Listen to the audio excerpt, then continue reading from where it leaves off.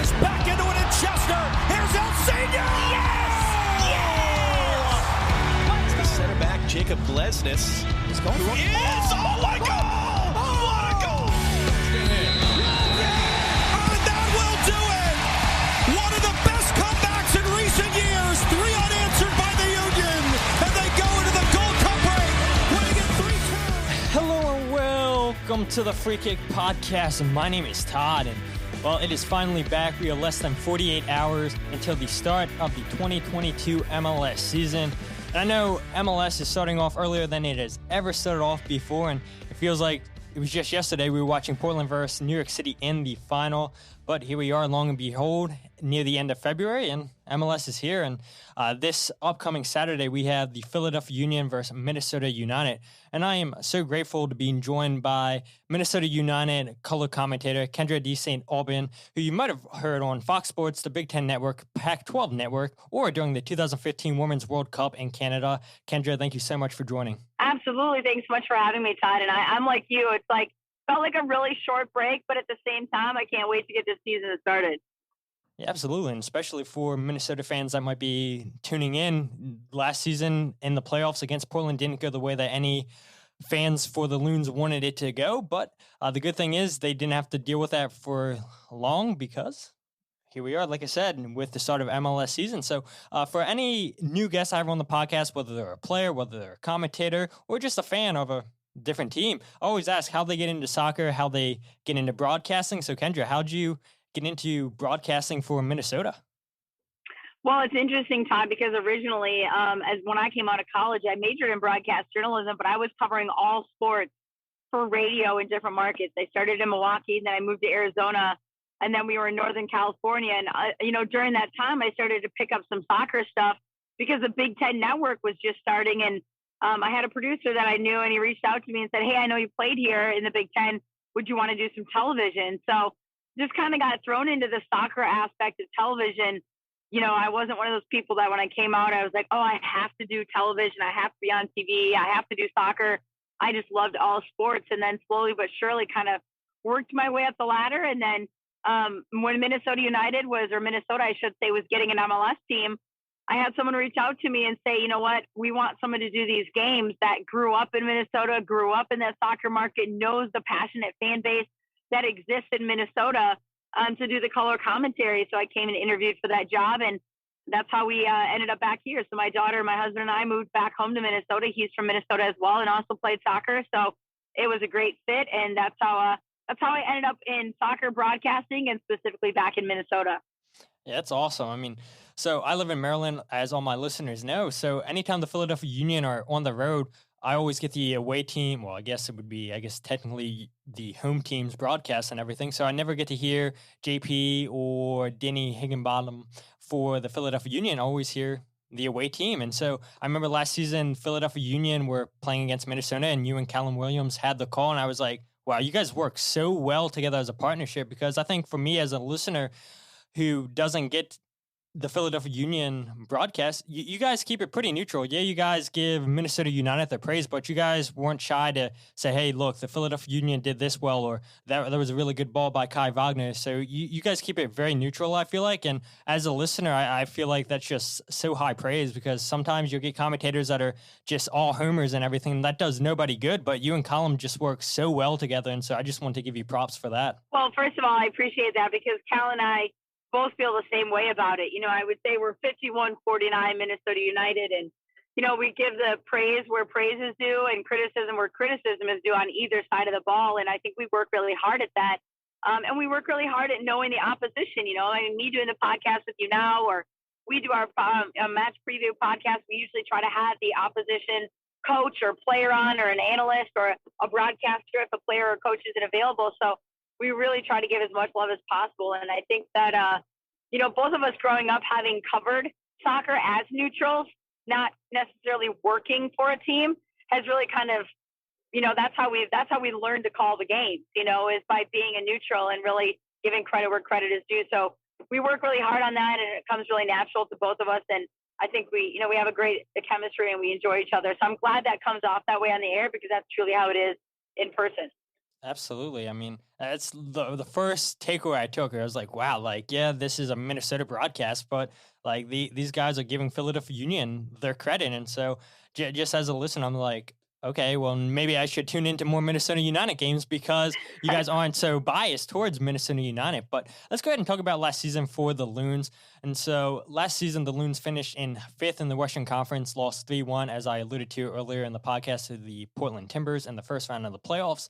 And like has been the case for much of last season for Minnesota, they conceded way too many goals on the road with 30 goals given up and only 18 scored. So what would you credit to the terrible defensive road record for the Loons? You know, it's interesting that you're asking me that because we just did a podcast with head coach Adrian Keith from Minnesota United. And I said, why is it that it's so hard for teams to win on the road in this league? And he's like, I wish I had the answer to that, because I tell the guys every time it's the same size field. They cut the grass the same way, you know, but it's really just a mindset sometimes of maybe coming out just a little bit slow or a little bit tentative or maybe a little bit more defensive minded. And this was my opinion on Adrian's, that on the road, you feel like you're trying not to give up a goal rather than trying to win the game. And I think the goals against is a tough one because Minnesota United the last 3 seasons has some of the best defense in the league, but they did really lack goal scoring, a consistent goal scorer for them. You know, it wasn't a lack of opportunities created, chances created. It was more a lack of finishing in those moments and really executing on those moments. So I think there was times where the defense kind of felt like, hey, we give up 1 goal and we're going to be in trouble, right? And it's like a baseball analogy, the pitcher picking up the hitting and the hitting picking up the pitcher. Sometimes you got to do that. And I think the defense maybe felt a little bit like they weren't getting picked up enough by the offense, and the offense getting a couple goals early, especially on the road, and kind of easing some of that pressure off the defensive side of the ball. So I think, you know, this group was a great group of guys, and there's no lack of hard work in this group. The chemistry is fantastic. The roster has only gotten better this season. Yeah, you'll miss a player like Ozzie Alonso for sure, but I think ultimately in the midfield, they're going to be great. From an attacking perspective, hopefully they have the solid goal scoring that they needed. And the defensive core really stays much the same. And so I'm expecting good things from this team. And they don't like the way they went out in the playoffs either. And not having hosted a postseason game, I think, is on their minds as well. So all eyes on Philadelphia for sure as an Eastern Conference opponent Saturday. But they know what they left on the table last year and felt like they should have been better. Absolutely. I'm just looking at it last season on the road for the Loons, 3 wins, 7 losses, and 7 draws. And I feel like a lot of fans will look at that and say, wow, only 3 wins on the road. But any point on the road's good enough, because I think people that are just tuning into MLS are like, oh, well, they only have 3 wins. Like, people are used to promotion, relegation, and European leagues and everything. But I think one thing where people that are just getting into MLS don't account for is the travel in the United States, how big it is, how players get on the plane, they fly the day of the game, and then they're flying back and everything. That's a lot of wear and tear on your body. And to be in Minnesota and then the next couple hours you're in Portland to play a game, that's a lot for players to digest, and players coming into the league for the first time where maybe they've never experienced that before. So whenever I see a team get a point on the road, I always think that's a win. And obviously you want to take care of business at home, but 7 draws, I mean, I don't think that's terrible, but giving up 30 goals, yeah, it's too many goals. And like you said, they didn't have that constant goal scorer last season. And we'll talk about that here in a little bit. But, you know, on the positive side, and you talked about it a little bit, they have Robin Lod, who had a career year last year for Minnesota in goals with 9 and 4 assists. Franco Fragapane was tied 7th in MLS in assists with 9. Adrien Hounu had a good first season in MLS with 7 goals, in my opinion. I know fans wanted 10-plus goals, but I've talked about this with Daniel Gazdag, where he came in with the Philadelphia Union last season when MLS was already in full swings of things. It took him time to adjust to the play of MLS with the travel, with the physicality, and I think that was the same thing last season with Adrien Hounu. And I think this season, like you said, I think it's going to be a huge season for him, and not just him, but you have Emmanuel Reynoso coming back. He was 3rd in MLS in key passes with 91. So they have 4 of their best attackers coming back. And I think the best teams in MLS are the teams that keep their core group of players. And so for the Philadelphia Union, their core group of players are the 2 center backs, Jacob Glesnes and Jack Elliott, Jose Martinez in front of them to protect. But to see Minnesota come back with all 4 of those attackers who had a great season last season, I feel like, from Minnesota. Just to have that chemistry coming back, I think this season's going to be even better for them. But why do you think those four players were able to find so much success last season with each other? Well, I think first and foremost, it's about chemistry. They've gotten a little bit more time together. I mean, Fragapane obviously came over mid-season, but Reynoso and Robin Lod had more time together, just understanding where each other was going to be, where they needed to make those runs, where the best place to put the ball is. I mean, Reynoso can put the ball on a dime. He can thread a needle with it. And so it's really just about learning your teammates and where they want the ball, when they want the ball, the pace that they want the ball played. Those are all things that are just a magical player like Reynoso can do, and can do it no problem once he gets down his teammates. And I think you started to see that over time. I think Adrien Hunou, you're spot on. He left his boyhood club, comes over in the middle of the season. He's got the DP tag, which I think in and of itself brings a little bit of undue pressure on players these days. And you're coming in as a high-paid number 9 that's expected to score goals. And I'm not sure that he is a true number 9. And Cal and I have talked about this quite a bit, and he brought it up right away, that, he might be more as a secondary forward, or likes to play underneath or alongside rather than as the sole number 9 up top. So he's trying to learn a new country, learn a new team, learn a new system, trying to figure out how to play this sole number 9 role, and then kind of go from there. So I expect good things from Adrien Hunou this year. And much like Robin Lod came in mid-season in the prior year, and then he lit the world on fire in his second season here. So I think everybody's fired up. Everybody's excited. Fragapane brings a different element. Both the wingers have the ability to cut inside with the ball in their foot and create.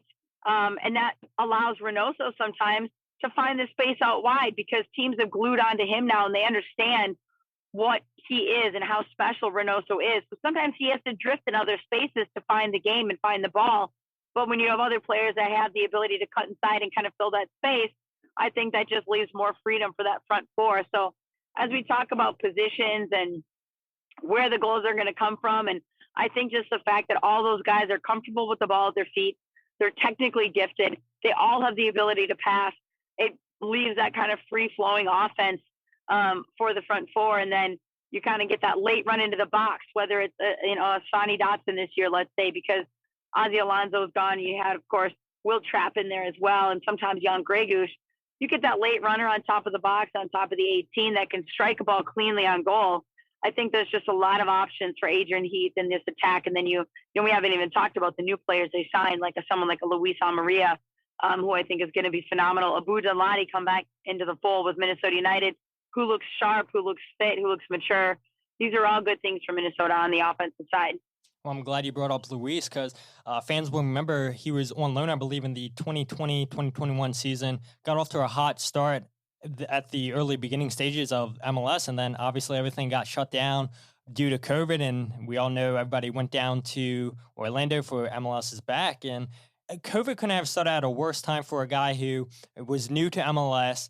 He scored 2 goals, I believe, in his first 2 games for Minnesota. And it's like, okay, well, what's he going to do in a new country? And then he comes back and MLS is back and scores a goal. I think I read reports that Minnesota wanted him back last season. They couldn't get the deal over the table. But now Luis comes back to Minnesota this season.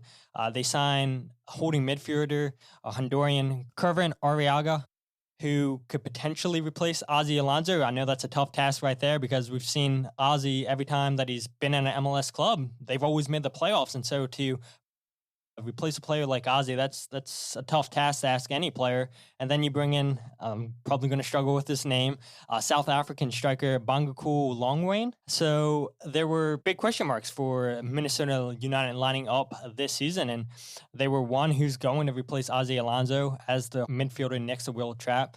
And throughout the preseason, I've seen Dotson's been playing next to Will Trapp.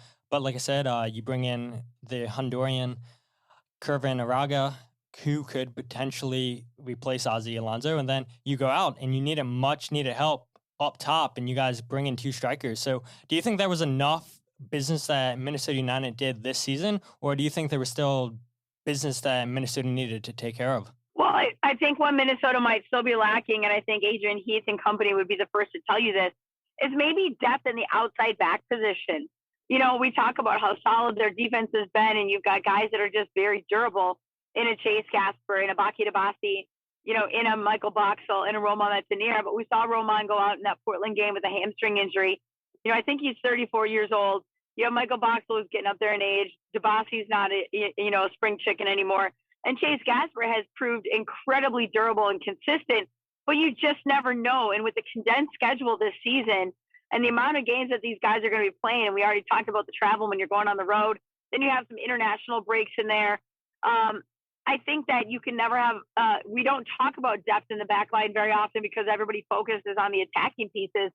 But I think that might be the only place that they might still be looking is an outside back because you just don't know what's going to happen and what the season's going to bring. And we've shuffled some other guys. You've got DJ Taylor that can play back there. You have O'Neal Fisher that they signed that's clearly a good outside back, played, was originally drafted by Seattle, then played with DC United, and then was last with LA Galaxy. And he's another good, solid piece. And, there's a very specific system that Adrian Heath likes to play with his outside backs getting forward, as we see a lot nowadays in this league. The outside backs don't just stay home on that back line. So I think that would be the place that I would say that if they were still going to look or needed to maybe add some depth, that would be my first guess or my first thought is, do they need to add some depth on that back line and specifically in the outside back position? Yeah, absolutely. And you talked about the specific system that Adrian Heath likes to play, a 4-2-3 with two holding midfielders. Do you think with, two new strikers coming into the fold, do you think that Adrian Heath would be tempted to go to a two-striker set, or do you think he's just set in his ways playing a 4-2-3-1? Well, this is what I would say. I wouldn't say that I like set in his ways, but I do think he prefers the 4-2-3-1. And I think, though, there's some flexibility there, even within the 4-2-3-1. And depending on who your two holding midfielders are, if somebody who's going to kind of push on and support, and if Reynoso is a central player under the forward, how often is he going to push up alongside practically in the attack or in a transition and play almost as a secondary forward where they can combine and find each other in that attack? So I think the number 10 might almost, become let's not call it a false nine, but a secondary forward in some way, shape, or form. If you're on a counter, you're in transition, especially on the road, and you have the ability to have someone break out and play alongside or with and combine with the number 9, then you might kind of transition and flow into that.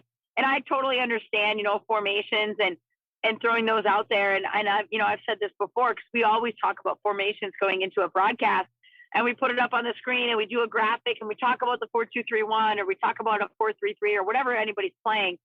But we all know with the flexibility and the versatility of players now, the free-flowing nature of the game is so different than when I used to play even. And people kind of stayed home. You had your traditional wingers that they're doing 120s, they're going up and down, their heels are on the chalk.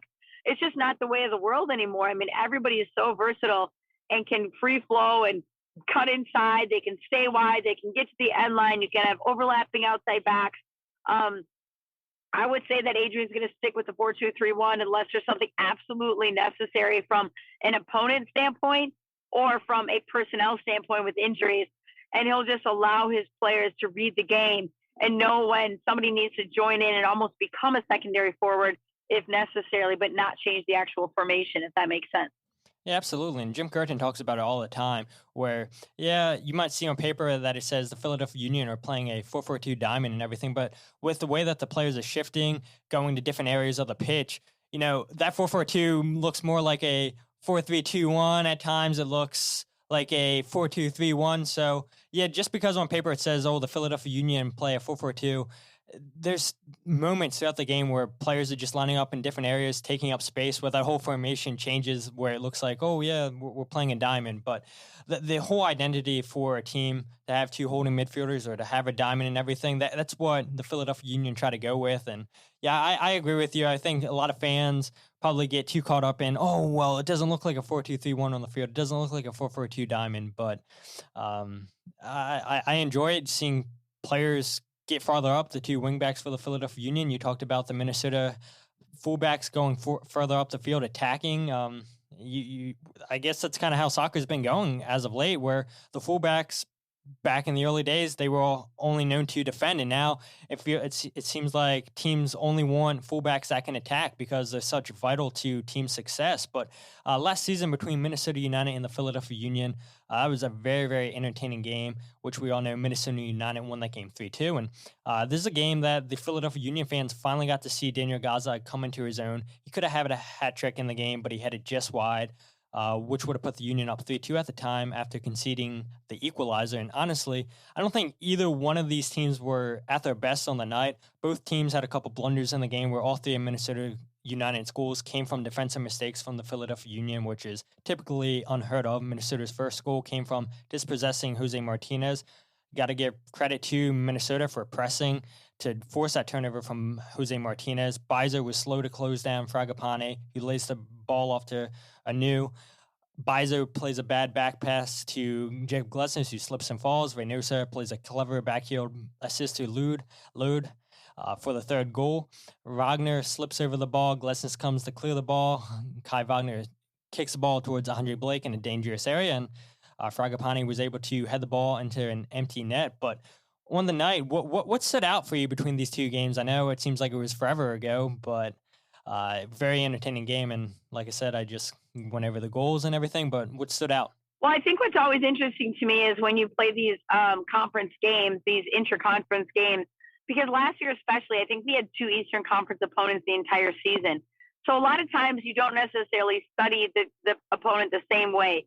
But Philadelphia Union have been clearly talked of so highly, and I've always enjoyed Jim Curtin, and I love JP Delacamera on the call. So I always love to be able to catch him whenever I can and listen to those broadcasts. But I think what stood out to me is just, once again, that these two teams, you could tell there was a respect factor. There was a lot of players like a Gazdag that I was not fully aware of and not as in tune with because of the nature of, again, Eastern Conference versus Western Conference. And I had heard a lot about him. And then seeing them in person and seeing what the abilities were of the players and talking about the diamond and midfield. And I know we just talked about formations a little bit, but the unique style, the center backs for Philadelphia Union being so skilled with the ball at their feet, not afraid to go forward, not afraid to contribute to the attack, to switch the play cleanly, switch fields on a dime. Those are all things that I think that are just so not unique to Philadelphia Union, but are aspects that they utilize and capitalize on with their squad and with their players. And we just talked to Adrian Heath about the Philadelphia Union. We said, what is it specifically about Jim Curtin and what he gets out of his guys? And he said, it's no matter who is playing, they know what their role is. And if you got to plug and play some other personnel, they know exactly what their role is. They know what the style is. They know what's expected of them. And as a player, you appreciate that. And as a coach, you appreciate it even more. And I think that's what you're going to get from the Philadelphia Union and the youth on this team and the ability to really funnel that youth through the academy system and what they've been able to accomplish and really kind of come into their own. We always talk about FC Dallas and New York Red Bulls and some of those systems.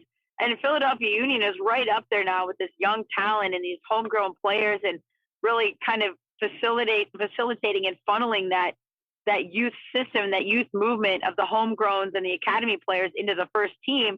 And everybody is on the same page, and then you have players like Bedoya in general for the club that are just this veteran presence and this leadership. So that's always what I appreciate about Jim Curtin's teams. And I appreciated it that day is that regardless of what was at stake and knowing it was a East versus West game, but it was towards the end of the season. So there was still a lot to play for as far as points and positioning. So it was an exciting game. It was a great game. We love having the other conference in town because it gives you an extra little look at what you don't get to see that often. And exciting. And for Minnesota, I thought it was very textbook in the way they scored their goals, forcing turnovers, getting a breakout on transition, whatever it might be. But ultimately it's about finishing their chances. And they did that on that day. Yeah, absolutely. That's the nature of the game, right? You got to finish your chances. So I am a Manchester United fan watching Atletico Madrid take on Manchester United. Manchester United gets one chance yesterday and they put it away, and Atletico hit the bar a couple times. So it's like when you get chances, you got to put in the back of the net. But between these two teams, Minnesota and Philadelphia Union, they played a total of 4 times, with the Philadelphia Union leading the series 2-1-1. The Union have scored a total of 11 goals, while the Loons have scored 7. And this will be Minnesota's second time ever coming to Philadelphia, where the last time they came to town, the Philadelphia Union won that game 5-1 in 2018. And the one thing that I talk about a lot on this podcast, a lot of fans talk about, is the Philadelphia Union's record under Jim Curtin on home opening day games, or just opening day games in general, where on opening day home games, the Philadelphia Union are 1 win, 1 draw, and 1 loss. And then on opening day games under Jim Curtin in general, 1 win, 3 losses, 3 draws in 7 games. So we know about the history with the Philadelphia Union starting slow. Jim Curtin talked about that today with the media, how he was actually thinking about it yesterday. For whatever the reason is, last season, the Philadelphia Union started hot in CCL against Saprissa, against Atlanta United, but they started out slow in MLS play, drawing against Columbus, losing at home against New York City, losing at home against Inter Miami. And I think Jim Curtin said the first win came against New York Red Bulls. So the Philadelphia Union got off to a slow start, ended the season hot. And that's been typical under Jim Curtin, but just the history under the Philadelphia Union. And hopefully we see something different this weekend. And I won't ask you for a prediction here in a little bit, but I will say, stats don't lie, and I know we can't take stats too serious, but when there's a trend of stats saying, the Philadelphia Union have only won 1 time on an opening day game at home, that doesn't speak too highly. But Minnesota United, what surprised me when I was looking at this, Minnesota United have never had an opening day home game. I have no clue why. They've had 5 opening day games, all on the road, 2 wins, 3 losses, and they've never had an opening day game on the East Coast. I know we talked about Minnesota only having 2 Eastern Conference games last season. They went down to D.C., and they had Philadelphia come to town. And now I believe Minnesota plays Eastern Conference teams 8 times this season. And the 2 wins Minnesota had on the road were 3-2 against Vancouver and Portland. But what do you think the reasoning is for Minnesota just struggling on the road on opening days? Well, I think a lot of it has to do with just putting the roster together at the right time and having the pieces in place. And I do think that, and this could be the same for Philadelphia Union. I haven't compared every roster over the last how many years to Philadelphia Union and how it's changed from one year to the next. But I know this year for Jim Curtin and Philadelphia Union, much of it remains the same. And I wouldn't be shocked if there's a very similar starting 11 to maybe the way they ended last season. Obviously, losing Casper Szpilka was a big one, and Montero as well. But I think ultimately your key pieces for the Philadelphia Union are going to be much the same. And so I wouldn't be surprised if they start a little bit quicker this season, if there's a little bit more consistency there from one year to the next for them. And I think for Minnesota United, that's been the struggle. I mean, this is only the 5th season of the club, or the 5th season of the club, or is this the 6th season? I just totally blanked right there. 6th season of the club. So that every year there's been major building blocks. Every year there's been major changes. There's been a massive roster build every season. And last year, Adrian Heath praised that roster, and rightfully so. And then they start 0-4. I just think that soccer and sports in general are a funny game. You think you have the best roster with the most depth, which was a fantastic roster to start last season, but for some reason, it just wasn't meant to be, and they start 0-4 but still end up making the playoffs. I think this year and every year for every team, it's about who's going to be available on opening day. Nobody knows but them what preseason was like, what injuries. Are you still getting guys in late? You've got all those international guys that are coming in and adjusting to the travel, to the climate, and they've hardly spent any time in their home city. Like for Minnesota United, for example, they went down to Orlando for 10 days. They played preseason there. They came home for 4 or 5, and then they went to Portland and played a preseason tournament there, and then they just got home at like midnight on Saturday, and now they're going to train here for 4 days and then jump on a plane and head to Philadelphia. So I think some of it is just getting settled for the new guys on the roster, and then trying to lean on the guys that have been there year in and year out, so you can start the season off strong. And whether you're at home or on the road, you can start it off strong and have some consistency with the players that are returning, that are used to what the schedule, what the travel, what the climate is like, and kind of get those other guys acclimated. Yeah, absolutely. I agree. I mean, we know that very well here in Philadelphia Union, where Jim Curtin gave us an update on Mikael Orr, the new DP signing from Brøndby over in Denmark. He finally got his paperwork complete for his visa to come into the country. So Jim Curtin said he'll be here sometime on Friday. Probably won't be in the starting 18. Definitely not the starting 11, where he hasn't even trained with the team yet. Sergio Santos is currently down in Chile getting his green card. Jim Curtin hopes to have him back sometime by Friday. So there's a lot of questions with the forwards. Will the Philadelphia Union go back to the 4-3-2-1 Christmas tree formation that they played against Minnesota last season, or will Jim Curtin go ahead with his only 2 available strikers as of right now with Corey Burke and Julian Kranza and go back to that ever familiar diamond formation? For me personally, I would, if Sergio Santos isn't back in time, if you don't think he had enough training during the preseason with the team, you're probably not going to risk starting him. Maybe you keep him on the bench, but if we say Sergio Santos won't be on the bench, I would much rather go with the 4-3-2-1 diamond, going with Andre Blake, Bizo, Glusses, Jack Elliott. Jim Curtin gave an update on he was dealing with a groin injury throughout most of preseason. He played against Nashville in the last game. Jim Curtin said he's fully healthy. He's good to start, but we saw Stuart Finley, the Scotchman, playing most of preseason. Jim Curtin said he's looked good. They have 3 really good center backs, and I guess it's a good problem to have for any team where you can have 3 guys you call upon on any given time, but the chemistry between Jacob Glesnes and Jack Elliott was phenomenal last season. Do you want to break up that partnership? That's for Jim Curtin to decide, but I guess as a coach, you feel good having 3 really good center backs where you can plug and play. You feel comfortable starting any of those guys because you feel like they'll get the job done. And then Kai Wagner, obviously on the left, who I'm still surprised that he's still here in Philadelphia, how he didn't get sold to Europe during the transfer window in the winter. I have no clue, but look, we're happy we'll take him here. Jose Martinez, the holding guy, Bedoya, Flock, Gazag, and Aronson. I would start in the midfield with Julian Kranza up top. When Kranza gets tired, then sub in Corey Burke. But if Jim Curtin believes that Sergio Santos had enough time, then I could see Sergio Santos starting this game against Minnesota if he gets back here on Friday. If not, then I guess Julian Kranza and Corey Burke, or just Julian Kranza. So that's what I would do if I was Jim Curtin.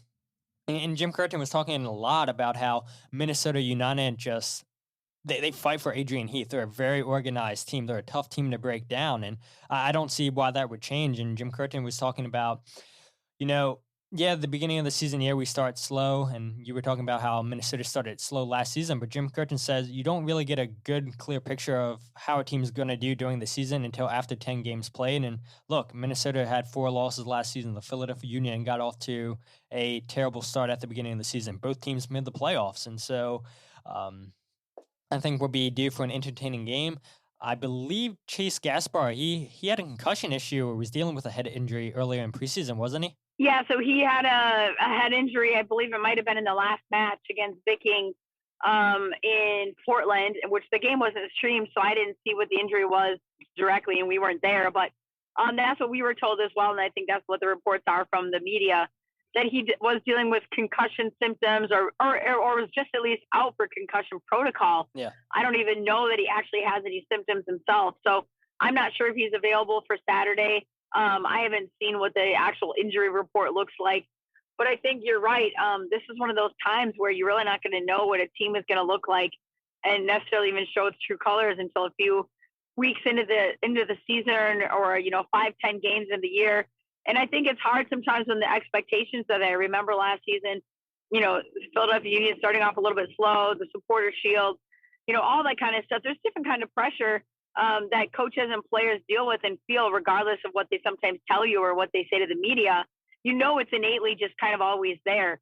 And Minnesota United, having the previous year gone to the Western Conference Final and losing to Seattle, and then, getting more depth on your roster, there's going to be a feeling of pressure on you to start that following season, which I think kind of had something to do with the 0-4 start for, the Loons last season. But they weathered that storm, they fought through it, and they did make the playoffs. So I think that there are ups and downs in every season, and that's why the depth is so important. And again, when we talk about depth for Minnesota United, that's another reason why that outside back position, I think, is an important one for the Loons to see what they can accomplish there. Like I said, they do have DJ Taylor and O'Neal Fisher, but even some additional ones would be helpful. Yeah, absolutely. And I think my 3 keys for a Philadelphia Union victory, and maybe the first one just is way too simple, and it sounds a lot easier saying it than actually doing it, but don't give Reynoso time on the ball, and it's a lot easier said than done. But if Emmanuel is given time and space, he'll make the Union pay, and he had an assist last time out against the Union in that 3-2 victory for Minnesota, and he had a chance, missed just wide of the net. Could have had a goal and assist in that game. Number two, I think you got to take chances from outside the box. Last season, the Philadelphia Union scored 6 goals from outside of the box, something they got away from doing a lot of in 2020, and then 2021 to only score 6 goals from outside of the box. Definitely got to take your chances from outside the box, especially looking at Minnesota giving up 6 goals last season from outside of the box, which was in the top 10 for most goals given up. So, and then my last one would be create chances from the wings with Beiser and Kai Wagner, two of the best crossers of the ball on this team. Kai Wagner, we know loves going forward, but we saw last season Beiser can get forward too, and he's understanding with Ali Bedoya to cover for him when he gets pushed up for Liam Flock's more of a defensive midfielder. So I think Kai Wagner is definitely going to get a more freedom to go forward with the ball for Philadelphia Union to, okay, well, if this ball gets turned over, I don't have to haul my butt back to cover in my position because Liam Flock's there to cover for me if we lose this ball right away. So yeah, that would be my 3 keys for the Philadelphia Union. And I think for Minnesota, I think just a point they would be happy with. So for Minnesota to come away with a point has to go right for them. Yeah, I think anytime you can get a point on the road, to your point, is absolutely what the goal is. Of course you want to win the game. I mean, we all know that, right? I mean, nobody goes in thinking, I'd like to get a draw here. But knowing how the season shakes out, it's a marathon, not a sprint. Capitalizing on the moments for Minnesota United in the attack is going to be one of the most important things. Not having any silly turnovers where you're costing yourself the game or costing yourself a goal. So be smart in possession and really take advantage of some of the space on the wings that you can get with knowing how Philadelphia Union like to play. But to your point about those holding midfielders and covering when outside backs and others like to make runs forward, you can't underestimate that. I mean, they are worth their weight in gold when you have a holding midfielder that can recognize that and read that. And that's what Ozzie Alonso was so good at. And I think Will Trapp is very much the same, is recognizing those moments of when they need to stay in cover and fill that void until the outside back can get into that space and they can stay home and be that extra cover. So I think those are important things for Minnesota United. And I think a point on the road would be a fantastic way to start the season. But I think the goal should always be to get 3 points and not go with the defensive mindset. Yeah, I agree with you, and I think a point's what both teams are going to get in this game just because, typically the Philadelphia Union get off to a slow start, and nothing tells me that the Philadelphia Union won't continue to do that, but I would love to be wrong this Saturday, but look, I got to admit, I do have a little bit of a soft spot for Minnesota United because they have 2 University of Maryland Terrapins on their team, and Dane St. Clair and Chase Gaspar we talked about, I know, a little bit earlier. So I hope both of these guys, Tyler Miller is a good goalkeeper, so chances are hard to come by for Dane in goal. But, the U.S. Open Cup is back this season, and hopefully Dane gets plenty of chances to start in net in the U.S. Open Cup. Hopefully Chase Gaspar continues to improve for Minnesota United.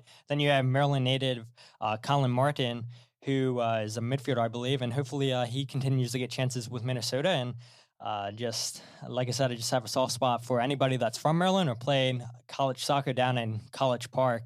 And I wish you all the best, Kyndra. And where can people find you on social media if they don't follow you? Sure, yeah. I'm just at Kyndra Sports, so Kyndra Sports, and I'm just on Twitter. So you can find me there, or of course on the Minnesota United broadcast. For everyone that is not nationally televised, that's where we'll be. That's where our broadcast will be.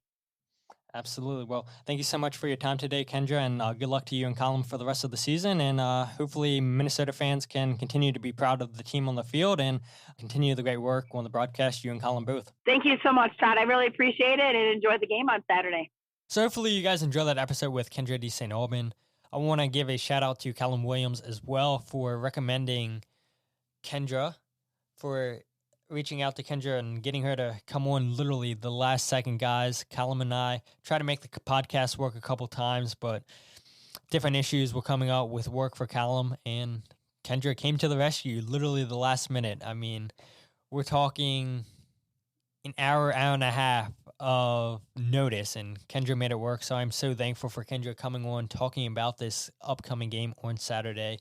And if you guys aren't following the podcast on Twitter, Instagram, or Facebook, follow at Free Kick Pod, wherever you get your podcasts for the Free Kick. And regardless what happens this Saturday against Minnesota, whatever happens the next couple games, we know the Philadelphia Union get off to a slow start.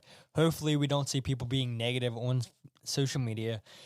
even though, it's bound to happen, it's asking way too much, but I think this season's going to be fantastic for the Philadelphia Union. Hopefully they can get 3 points at home against Minnesota. I know a lot of fans really want to see Mikel Orr this Saturday, but the good news is he's coming into the country. He'll be here Friday, like I said. He got his paperwork done. He got his visa.